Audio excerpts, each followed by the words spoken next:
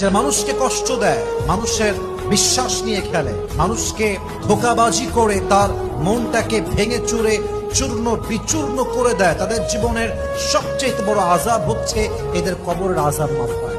সমস্ত আযাব মাফ হতে পারে, সমস্ত গুনাহ মাফ হতে পারে, কারণ হক হচ্ছে দুই প্রকার। এক হচ্ছে হকুল্লাহ, আল্লাহর হক। দুই হচ্ছে হকুল ইবাদ।